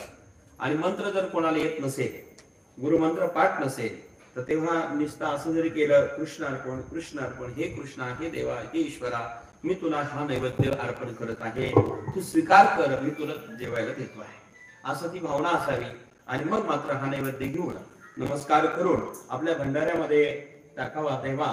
आणि मग मात्र त्या ठिकाणी काही खपराक पडत नाही. ही परंपरा योगीराज गंगागिरी महाराजांची नारायणगिरी बाबांनी आम्हाला शिकवली, आमदार साहेब गुरुदेवांनी आम्हाला शिकवलेली आहे. आज या ठिकाणी मनोज भाऊ आलेले आहेत. मनोज भाऊ करता मनापासून धन्यवाद देतो. त्यांचा संपूर्ण परिवार आहे. मनोज भाऊ परिवार, मनोज भाऊ नगरकर आणि नानी सर्व परिवार आहे. एकदा मनोज भाऊ आणि त्यांच्या सर्व परिवाराकरता मनापासून धन्यवाद. बस इथे बस. या ठिकाणी आज अनेक मंडळी या कार्यक्रमाकरता आलेले. निळकंठराव तरकाशे बापूजी सकाळपासून आहेत. आदरणीय पुरनाळे साहेब, बीडीओ साहेब आणि पुरनाळे मॅडम जी या ठिकाणी आहेत, त्यांना मी धन्यवाद देतो. भाऊसाहेब पाटील चौधरी साहेब आणि त्यांचे गावकरी मंडळी सर्व या ठिकाणी आहे. साबळे पाटील, साबळे दादा या ठिकाणी आहे. जळगावचे समस्त ग्रामस्थ मंडळी या कार्यक्रमाकरता आवर्जून उपस्थित असणारे आमच्या राहुरी तालुक्यातून राधेश्याम पाटील लहारी साहेब डायरेक्टर आणि त्यांचे मंडळी या ठिकाणी आलेले आहेत. नांदूरचे बोरकर साहेब, त्यांचा गावकरी परिवार आहे. या ठिकाणी खंडाळ्याचे समस्त गावकरी मंडळी आणि सर्व नगरकर परिवार आहेत. पारखे भाऊ संघ आलेले कनुलीची मंडळी, उंदीरगाव हरेगावची मंडळी या ठिकाणी आहेत. आपण सर्वजण या कार्यक्रमाकरता आवर्जून उपस्थित आहोत. वाबळे आप्पा या ठिकाणी उपस्थित आहेत. पवार आप्पा आपल्याला धन्यवाद देतो. या ठिकाणी आमचे साबळे पाटलांचं मोठं सहकार्य असतं ते या ठिकाणी आवर्जून उपस्थित आहे. मनापासून धन्यवाद देतो. चौकदार भाऊसाहेब पाटील, चौकदार संजय भवार, तेही या ठिकाणी आज उपस्थित आहे. आपल्याला धन्यवाद. आता आपण अनेक क्षेत्रातले मंडळी या ठिकाणी आलेले आहात, सर्वांना धन्यवाद देतो आहे. खऱ्या अर्थाने आज संक्रांतीचा दिवस आहे, पर्व काळ आहे. मेजर अगदी कवडे साहेब आणि विखे पाटील साहेबांचे लिगल अधिकारी जे शासकीय कामं पाहतात, ते गुंजाळ साहेब तेही या ठिकाणी आलेले आहेत. ते मागं बसायला आवडतं म्हणतात, पुढे येत नाही. माझ्याकडे इथं आले की जे साहेबाला घेऊन येतात डायरेक्ट, म्हणजे अनेक जे ज्या ठिकाणी त्यांच्या माध्यमातून इथं आलेले आहेत, माझ्या प्रेमाने आलेले आहेत, ते नामदार साहेबांचं काम पाहणारे गुंजाळ साहेब या ठिकाणी आहेत. आत्ताच मध्ये त्यांनी मोठी कथा संगमनेरला साहेब स्वतः केली, त्यांच्या गावामध्ये जाऊन. मनापासून धन्यवाद देतो. त्यांनी या कार्यक्रमासाठी मोठं सहकार्य दिलं. आपल्या सर्वांना धन्यवाद देतो. आपण सर्वजण आलेले आहात. सर्वांचा नामोल्लेख करून मी वेळ घेत नाही.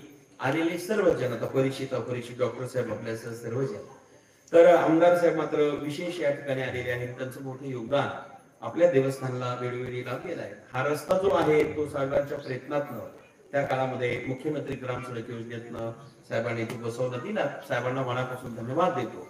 तीर्थक्षेत्र पर्यटन तेही साहेबांच्याच काळामध्ये मंजूर झालं आणि साहेबांनी 18-19चा काळ होता, जरा बॉर्डरचा काळ होता. बॉर्डर म्हणजे पाकिस्तान भारताचा नाही म्हणत मी, तुम्ही समजू शकता 18-19चे कोणतं काळ होता तो. त्याही काळामध्ये दिला आणि ते काम आज एक मोठा हॉल त्या ठिकाणी झाला आणि अनेक कामं त्या ठिकाणी झालेली आहे. आपल्याला मनापासून धन्यवाद देतो. आपण सर्वजण आहात. आज मात्र आजचा दिवस जो आहे तो अत्यंत पवित्र, अत्यंत गोड, अत्यंत सुंदर, अत्यंत छान दिवस आजचा आहे. कारण तीळ संक्रांत आहे. या तीळ संक्रांतीच्या दिवशी काही नियम आहे. सूर्य दोन प्रकारचा वावरतो आहे, एक दक्षिणायन आणि एक उत्तरायण. महाराजांनी गोल असं प्रवचन पारखी महाराजांनी केलं. एक उत्तरायण आहे ना एक दक्षिणायन. महाभारताचं युद्ध झालं बरं का मॅडमजी. महाभारताच्या युद्धाच्या कालखंडामध्ये भीष्माचार्य रणांगणामध्ये हरले गेले बाबूजी. हा इतिहास जग प्रसिद्ध आहे भाऊसाहेब पाटील. परिणाम असा झाला की शरपंजारी पडलेले असताना साहेब भीष्माचार्यांनी ठरवलं आता दक्षिणायन मध्ये पडलेलं आहे, पण उत्तरायण आल्याशिवाय आपल्याला जायचं नाही. दक्षिणायन मध्ये ते घडलेलं होतं, पण उत्तरायण जोपर्यंत लागलं नाही तोपर्यंत भीष्माचार्यांनी ध्येय ठेवला नाही, अर्थात निष्धामाला गेले नाही. हा या उत्तरायणामध्ये होतं काय, भगवान परमात्म्याची प्राप्ती करायला सोपं होतं. आजचा जो सण आहे तो तीळ संक्रांत आहे. तीळ हा अत्यंत गोड आहे. मग गोड मराठी माणसात, मराठी भाषेत असं म्हणतात की तीळ गोड घ्या आणि गोड गोड बोला.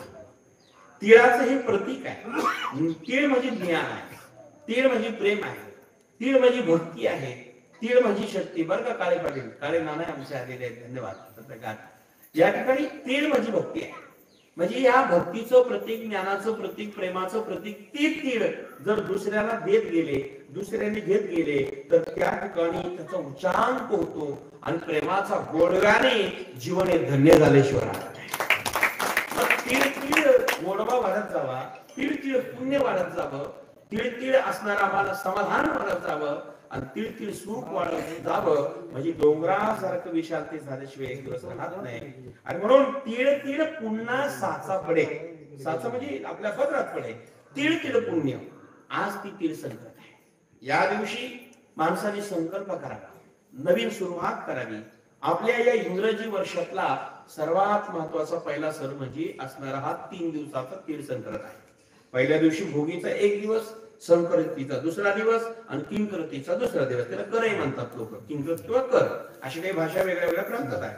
म्हणजे हा 3 दिवशी चालणारा हा सण आपल्या इंग्रजी वर्षानुसार हा पहिला सण आपला आहे. लक्षात आलाय ना, संक्रांतीचा सण हा पहिला आहे.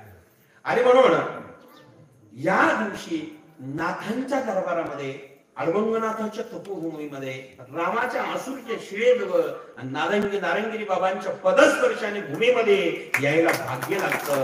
आज ती संक्रांत. कालही या ठिकाणी दिवसभर गर्दी होती. आज मनोज भाऊला म्हटलं लोक राहतील नाही राहतील, कारण कालच उत्सव झाला. पौर्णिमा हा मासिक उत्सव आहे. पण मनोज भाऊना सांगितलं महाराज करायचीच आपल्याला साजरी. लोक कमी जास्त असेल पण आपण भरपूर जण आलात, दुपारून असणारे काही येणार आहे, दिवसभर त्याच्यात सकाळपासून लोक तीळ घ्यायला चालू होते, काहीला थांबता येतं, काही निघून जातात. मनापासून तीळ संक्रांतीच्या हार्दिक हार्दिक शुभेच्छा देतो. अडबंगनाथ आपल्या सगळ्या कामना पूर्ण करू ही नाथांच्या चरणी प्रार्थना करतो. पुनश्च धर्मनाथ देवीची आपल्याला जाहीर निमंत्रण देतो आहे. येत्या 24 जानेवारी ते 1 फेब्रुवारीची या कालखंडामध्ये 9 दिवस धर्मनाथ दीप उत्सव आमदार साहेब आहे. आपण उपस्थिती त्या ठिकाणी नक्कीच लावावी. आणि म्हणून आपल्या सर्वांना अडबंगनाथ दर्शनच्या चॅनलच्या माध्यमातूनही सांगतो, उपस्थित असणाऱ्या सर्वांना सांगतो, महाराष्ट्रातील दिग्गज कीर्तनकाराची कीर्तन या ठिकाणी आहे. 24 जानेवारीला आचार्य डॉक्टर शुभम महाराज कांडेकर यांचे कीर्तन आहे. 25 जानेवारीला दुसऱ्या दिवशी महाराष्ट्रातील प्रसिद्ध रामायणाचार्य रामरावजी महाराज ढोक यांचे कीर्तन आहे. त्यानंतर तिसऱ्या दिवशी कविराज महाराज झावरे यांचे कीर्तन आहे. त्यानंतर अत्यंत मोठे कीर्तनकार सोपन महाराज सानप शास्त्री हिंगोली यांचे कीर्तन आहे. त्यानंतर अत्यंत गोड आणि फराचे अत्यंत मोठे कीर्तनकार कीर्तन केसरी संजय नाना घोडगे नाशिक फराचे मोठे व्यक्ती आहेत, त्यांचे कीर्तन आहे. त्यानंतर एकनाथ चतर शास्त्री वाणीभूषण परभणी यांचे कीर्तन आहे. तर त्यानंतर कीर्तन केसरी ज्यांचा आवाज महाराष्ट्राला अत्यंत आवडतो ते अक्रूर महाराज साखरे बीड यांचे कीर्तन आहे. आणि बीजीच्या दिवशी 31 तारखेला बीज आहे. त्या दिवशी वारकरी संप्रदायातील अत्यंत मोठे आज खडात गाजलेले उमेश बंडा तात्या यांचे शिष्य पट्ट शिष्य कराडकर बंडा तात्या कराडकरचं नाव सगळ्यांना माहिती आहे. त्यांचे मुख्य शिष्य आदरणीय दशरथ महाराज उमेश महाराज दशरथे यांचं धर्मनाथ बीजीला कीर्तन आहे. आणि त्यानंतर कार्याचे कीर्तन होऊन अरुणगिरी महाराजांचे सांगता होणार आहे. या ठिकाणी महाराष्ट्रातील दिग्गज कीर्तनकार कलाकार साधू संत ऋषी मुनी आणि आपल्या परिसरातले सगळे संत या 9 दिवसात भेट द्यायला येणार आहेत. मग त्यामध्ये गुरुवर्य भास्करगिरी महाराज असतील, रामगिरीजी महाराज असतील, उद्धवजी महाराज मंडलिक असतील, कैलासगिरी महाराज, सुनीलगिरी महाराज, रामानंदगिरी महाराज, काशिकानंद महाराज, वेरूळच्या अक्काताई महाराज आदी करून असणारे संत, मी सर्व म्हणतो आदी करून, सर्वांचे नाव घेत नाही. या कार्यक्रमाला महाराष्ट्रातील जे मृदुंगातले महामेरू आहेत, आज विकासदादा बेलुकर ते या ठिकाणी विजय निमित्ताने येणार आहे. कृष्ण महाराज घोरकडे अत्यंत मोठे आजच्या महाराष्ट्रात गाजलेले मृदुंगाचार्य ते येणार आहे. भरत महाराज पठाडे हे तर 10-12 वर्षापासून आज महाराष्ट्रात 1 नंबरला आहे, ते येणार आहे. राहुल महाराज शेस्त्रेसर, संतोष महाराज दीक्षित आदी करून मृदुंगाचार्य 9 दिवसात येणार आहे. गायनाचार्य महाराष्ट्रातील अत्यंत मोठे बाबूजी, गायन क्षेत्रातलं ज्याला ज्ञान आहे त्यांना माहिती आहे. या ठिकाणी किशोर महाराज शेळके, प्रकाश महाराज कातकडे आणि आजच्या ओमकार महाराज जगताप, कैलास महाराज पवार आदी करून मांदियाळी संतांची त्या ठिकाणी गायनाचार्यांची आहे. आपण सर्वांनी लाभ घ्यावा. 9 दिवस धर्मनाथ बीज आहे, नवनाथ पारायण आहे आणि 9 दिवस अन्नदान ज्ञानदान या ठिकाणी आहे. आपल्या सर्वांचं सहकार्य दरवर्षी अन्नदानाच्या माध्यमातून प्रत्येक गावाचं असतं. सर्वांनी सहकार्य या कार्यक्रमाला करावा, कारण 9 दिवस ह्या वर्षी एकही माणूस उपवाशी जाणार नाही. एकही माणूस भोजन केल्याशिवाय, ज्ञान घेतल्याशिवाय आणि भोजन घेतल्याशिवाय जाऊ नये अशी माझी मनस्वी विनंती आहे. मी अडबंगनाथाला प्रार्थना केलेली आहे आणि भव्य जय्यत तयारी केलेली आहे. या वर्षीचा धर्मनाथ बीज 5-7 वर्षापूर्वी आपण कोरोनानंतर छोटे छोटे कार्यक्रम करत गेलो होतो, कारण तारखी कॅन्सल कराव्या लागल्या होत्या. आणि आजचा मात्र अत्यंत भव्य आणि दिव्य या वर्षीचा धर्मनाथ बीज सोहळा आहे. आपण सर्वांनी महाप्रसादाकरता ज्यांच्या गावच्या पंक्ती असेल, व्यक्तिगत पंक्ती असेल, पूर्णावे साहेबांची दरवर्षी पंगत असते, जळगावकर आपणही आपली पंगत असते. साहेबाच्या पंक्ती करता साहेब तुम्हाला सर्वांना पहिल्यांदा निमंत्रण देतो, कारण अधिकारी आमदार साहेब म्हणले की तुम्ही एका क्षेत्रात येता. किती तारीख साहेब आपली? 26 जानेवारीला पूर्णावे साहेबांची पंगत आहे. तर सर्वांनी लाभ घ्यावा. आमदार साहेबाला निमंत्रण दिलं म्हणजे तालुक्याला निमंत्रण दिलं सारखं होतं. तर मनापासून धन्यवाद देतो. आमचे जळगावचे ग्रामस्थ आहे, त्यांची महाप्रसाद पंगत आहे, प्रत्येक गावची बरं का लहारे पाटील. मी आता नाव घेऊन वेळ घेत नाही. पुनश्च सर्वांना धन्यवाद देतो. मी 2 सत्कार फक्त आज करतो. एक सत्कार आहे तालुक्याच्या वतीने, आपल्या सर्वांच्या वतीने आमदार साहेबांचा. दुसरा आहे आजचे प्रवचनकार महाराजांचा. बाबूजीला विनंती करतो तुम्ही प्रवचनकार महाराजांचा सन्मान करावा. आणि पूर्णाने साहेबांना विनंती करतो आपल्या संस्थांच्या वतीने तुम्ही आमदार साहेबांचा सत्कार करावा. आणि म्हणजे सगळ्यांचे सत्कार झाले असं आहे. आणि आजचे अन्नदाते यांचा सन्मान मी सर्वांच्या वतीने करतोय. एकदा जोरात टाळ्या वाजायच्या आहे. पुन्हा सर्वांना धन्यवाद देतो आहे. आमदार साहेबांकरता एकदा जोरात टाळ्या वाजा. आणि जाता जाता विनंती आहे, आपण सर्वांनी पत्रिका घेऊन जा आणि भोजन केल्याशिवाय जाऊ नये विनंती आहे. मनोज भाऊला विनंती आहे, आपण नगर आपल्या पंक्तीचा प्रसाद घेण्याकरता इकडे यावा. बाबूजी इकडे घ्या, जवळ आहे चॅनल चालू हा इकडे साहेब एक मिनिट साहेब एक मिनिट. हा. एकदा सगळ्यांच्या वतीने गेला बरं का आता आणि सगळ्यांना पत्रिका देतो. पत्रिका घेऊन जा धर्मनाथ बीजीच्या कॉम्प्लेट पत्रिका गावोगावी लावा. ज्यांना पारायण करण्याची इच्छा असेल त्यांनी पारायणाला इकडे यावं आणि पारायण करण्याकरता ग्रंथ घेऊन यावा. या ठिकाणी ग्रंथ आणि आत्रा बांगड्याचे कपडे आणले की मग मात्र या ठिकाणी खाण्यापिण्याची राहण्याची सुविधा केलेली आहे. पुनश्च धन्यवाद देतो आणि आपल्या सर्वांच्या वतीने आज आमदार कांबळे साहेब आपल्याला शुभेच्छा देतील अशा अपेक्षा करतो. धन्यवाद. जय हरी जय हरिवंदना.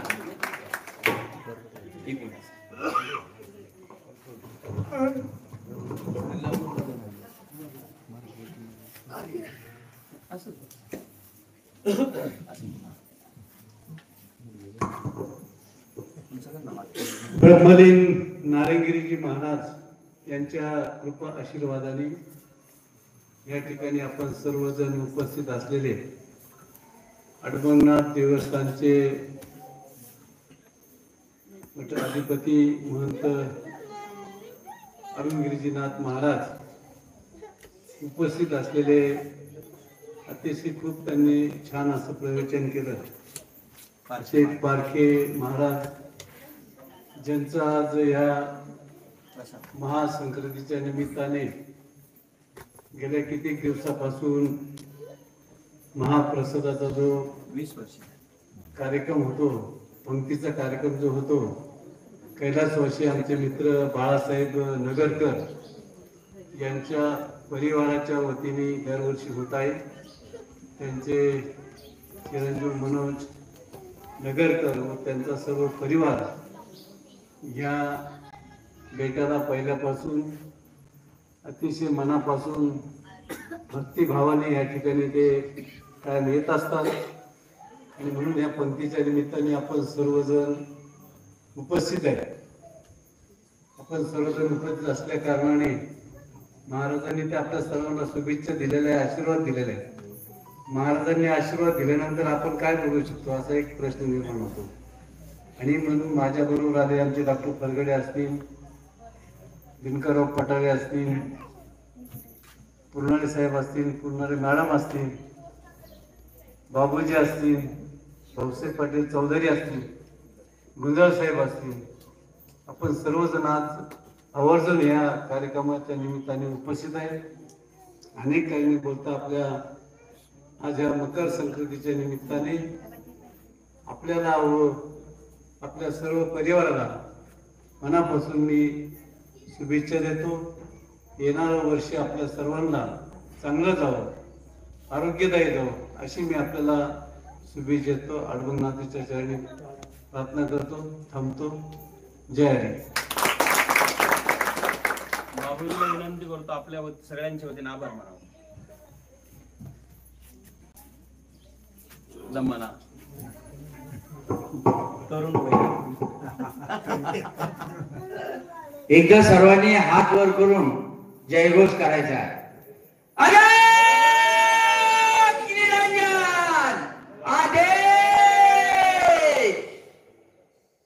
कसं मोकळ मोकळ वाटायला लागलं की आजच्या या तीळ संक्रांतीच्या शुभ मुहूर्तावर, शुभ पर्वावर आज आपण एकमेकांना तिळगुळ आणि शुभेच्छा देण्याकरता आणि जे काही मनातले वर्षभराचे काही एकमेकाबद्दल काही हेवे दावे असतील तो विसरायचा दिवस आज. सगळ्यांनी पारखे महाराजांनी, आमदार साहेबांनी, महाराजांनी सगळ्यांनी तुम्हाला शुभेच्छा दिलेल्या आहेत. माझ्याकडून सुद्धा शुभेच्छा सर्वांना आहे. आजच्या या दिवशी पारखे महाराजांनी मी खूप छान प्रवचन करून आपल्याला मार्गदर्शन केलं. आमदार साहेबांनी सुद्धा खूप चांगल्या रीतीने आपल्याला थोडक्यात काढून शुभेच्छा दिल्यात. आणि महाराजांचा तर प्रश्नच नाही, अमृतवाणीने त्यांनी आपल्याला आशीर्वाद दिलेत.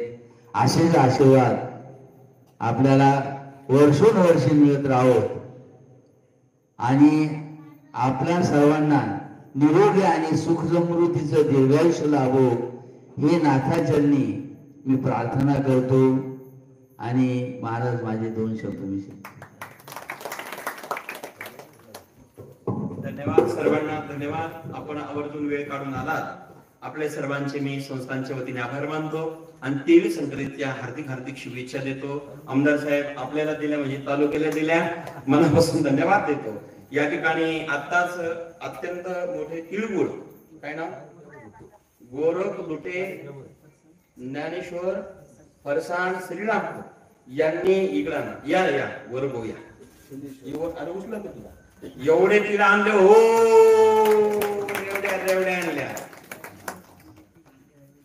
आणि इकडे या साहेब इकडून हात लावा म्हणजे ते आमच्या चॅनलला सगळ्या बघतात दिसेल. हे बघा एक शानदार आणणार आहे. हे बघा एवढ्या आणले हो, एका हाताने उचलत नाही. एकदा जोरात टाळ्या वाजायच्या यांच्याकरता. तिळगुळ आणलेले म्हणजे ते तिळाच्या रेवड्या असतात आणि त्या सुंदर असणार आहे. आज मी दिवसभर वाटणार आहे आपल्याला. मनापासून बहुला धन्यवाद. आणि हा जो कार्यक्रम यंदा होणार आहे त्यांनी एक संकल्प केला. आपल्याला ज्याला इच्छा असेल यंदा किमान 5,000 लोकांपासून तर 25,000 लोकांपर्यंत व्यवस्था आपण 9 दिवसात केलेली आहे. रोज वाढत जाणार आहे असा विषय आहे.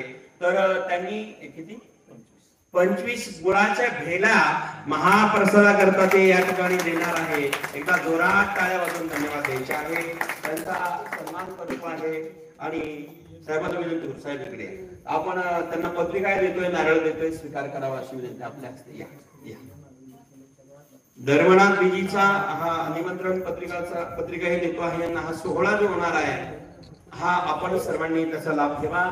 ज्यांना विशेष पारायणाला बसायचा असेल तो 100 बाय 160 चा हॉल तयार झालेला आहे. त्याचं ओपनिंग आपण करणार आहोत आणि त्या ठिकाणी पारायणाला मोठी व्यवस्था झालेली आहे.